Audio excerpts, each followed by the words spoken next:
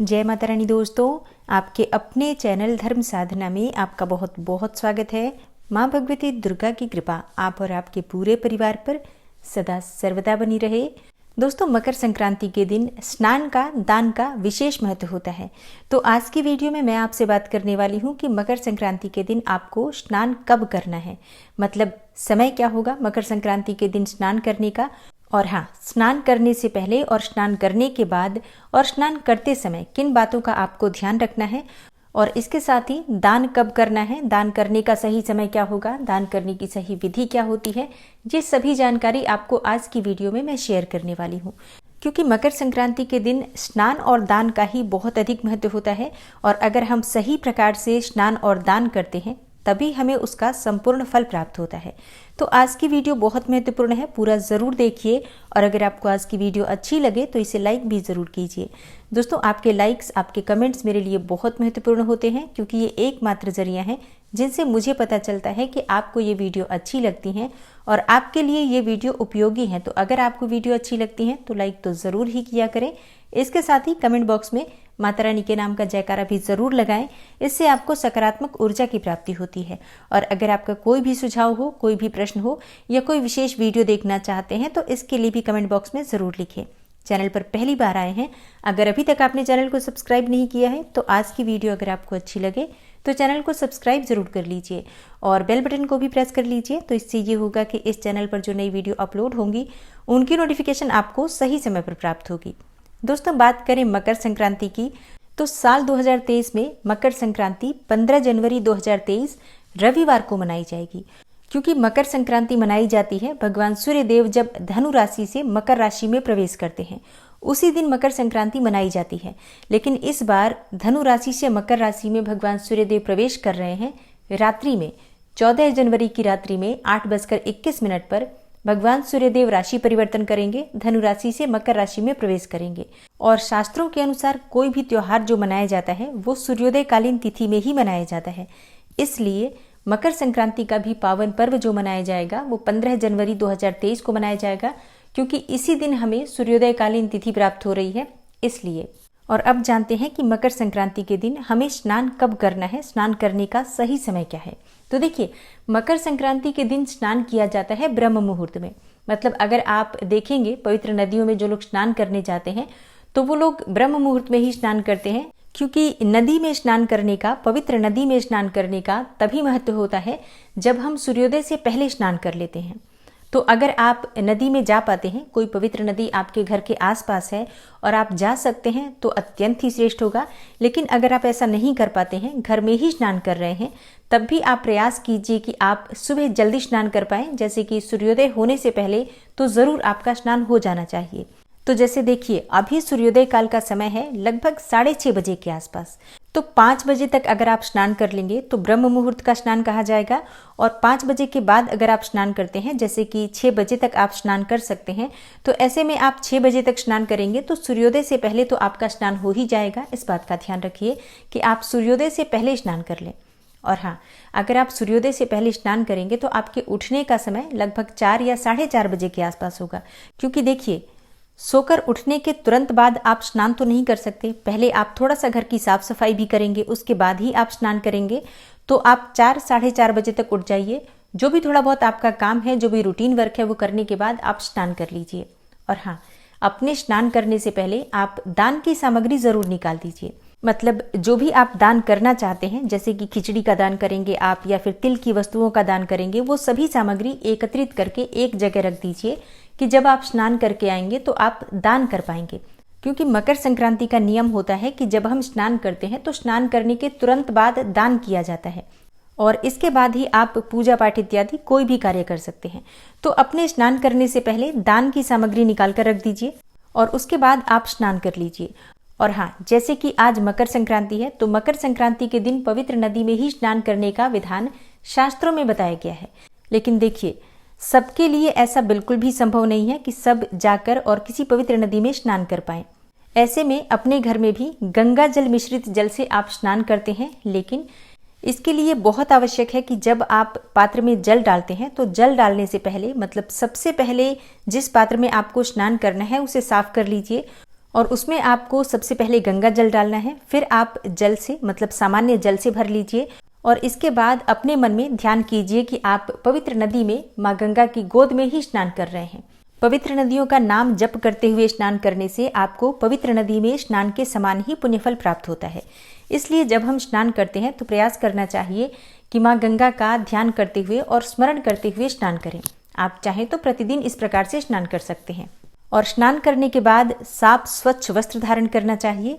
ऐसा कहा जाता है कि आज के दिन मतलब मकर संक्रांति के दिन नए वस्त्र धारण करने चाहिए, कोरे वस्त्र धारण करने चाहिए, क्योंकि शास्त्रों के अनुसार ये दिन उत्तरायण का दिन होता है, प्रकाश का दिन होता है।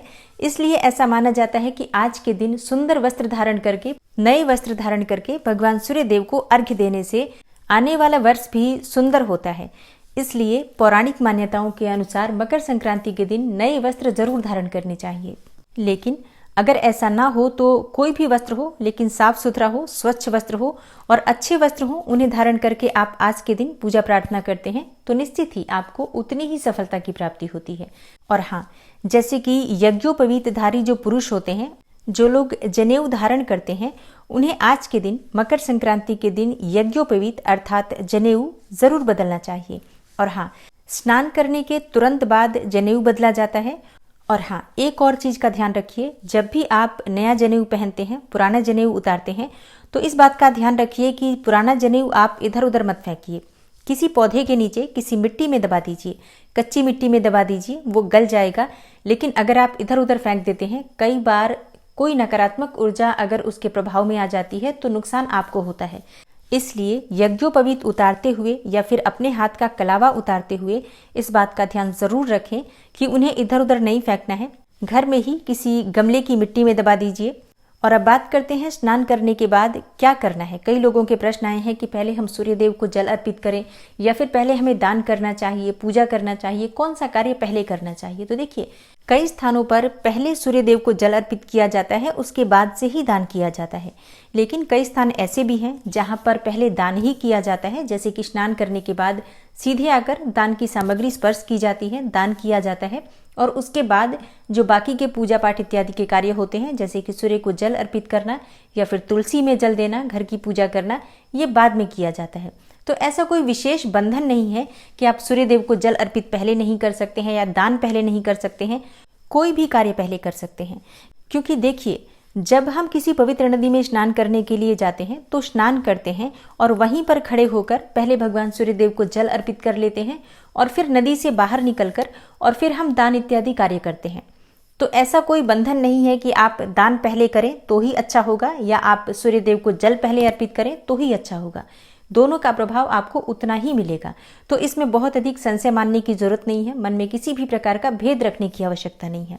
और अब बात करें दान के बारे में कि दान कब और कैसे करना चाहिए। तो देखिए, स्नान करने के बाद भगवान सूर्य देव को जल अर्पित करने के बाद आप दान कर सकते हैं या चाहें तो पहले दान कर सकते हैं, बाद में भगवान सूर्य देव को जल अर्पित कर सकते हैं। तो जब आप दान करेंगे तब आप ध्यान दीजिए आपको क्या करना है।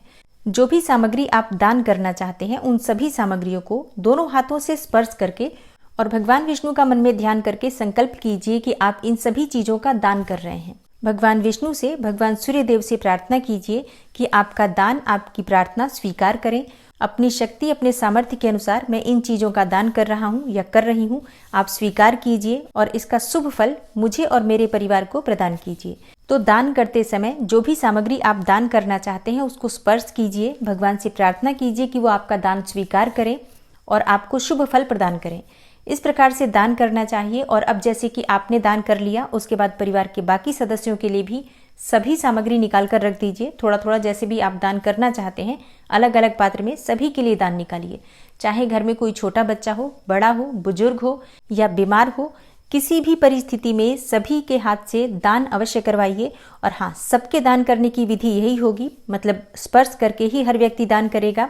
और हर किसी की दान की सामग्री में दक्षिणा के पैसे जरूर होने चाहिए। और जैसे मान लीजिए कि कई लोगों के प्रश्न आएंगे कि अगर घर में कोई बीमार है या कोई बहुत छोटा बच्चा है, बिल्कुल छोटा बच्चा है, तो ऐसे में क्या हम उससे दान करवाएं, या अगर वो स्नान नहीं कर सकता है तो कैसे उससे दान करवाएं।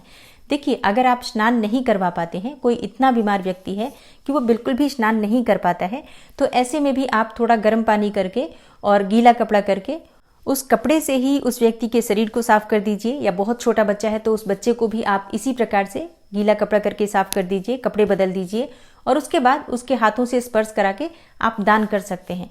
लेकिन दान अवश्य कीजिए, क्योंकि कहा जाता है कि दान करने से दुर्भाग्य दूर होता है। दान करने से जो हमारे जाने अनजाने में किए गए पाप कर्म होते हैं वो कट जाते हैं। और कई तरह की ऐसी परेशानियां जो आने वाली होती हैं जीवन में, मकर संक्रांति के दिन दान करने से उन परेशानियों का सामना आपको नहीं करना पड़ता है। इसलिए मकर संक्रांति के दिन दान करने का बहुत अधिक महत्व बताया गया है। और अब बात करते हैं कि मकर संक्रांति के दिन दान करने का सबसे शुभ समय क्या है।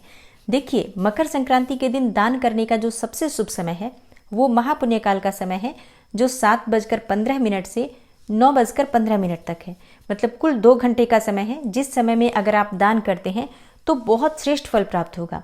और इसके अलावा भी जैसे कि 7:15 से और 12:30 तक का समय है, इस समय में भी आप दान कर सकते हैं, जैसा भी आपके पास समय हो। तो सूर्योदय के बाद ही दान कीजिए, ज़्यादा अच्छा रहेगा। स्नान इत्यादि कार्य कर लीजिए और दान आप तब कीजिए जब महापुण्यकाल का समय होता है, क्योंकि मकर संक्रांति में महापुण्यकाल के दान का ही विशेष महत्व होता है। तो सुबह 7:15 से सुबह 9:15 तक का जो समय है 15 जनवरी को, ये महापुण्यकाल का समय है। यही समय दान के लिए सबसे श्रेष्ठ समय है। इस समय में अगर आप कोई भी दान करते हैं, कोई भी शुभ कर्म करते हैं, जैसे कि कोई पूजा पाठ इत्यादि करें या किसी मंत्र का जप करते हैं, कोई यंत्र सिद्ध करते हैं, तो इसका फल आपको बहुत अधिक प्राप्त होता है, क्योंकि ये समय महापुण्यकाल का समय है। तो दान करने के लिए महापुण्यकाल का समय सबसे श्रेष्ठ है। इस समय को नोट करके रखिए। और अगर आप महापुण्यकाल के समय में दान नहीं कर पाते हैं तो सुबह 7:15 से 12:30 तक पुण्यकाल का समय है। 12:30 से पहले पहले आपका दान कार्य हो जाना चाहिए। और हाँ, मकर संक्रांति के दिन किन चीज़ों का दान करना चाहिए, किन चीज़ों का दान करने से किस फल की प्राप्ति होती है, और कौन सी ऐसी चीज़ें हैं जो अगर आप दान करते हैं तो आपके जीवन में परेशानियां बढ़ती हैं, तो ये सभी जानकारी आपको आने वाली वीडियो में मिलने वाली है। इसलिए चैनल से जुड़े रहिए और मिलती हूँ मैं आपसे अगली वीडियो में। तब तक के लिए नमस्कार।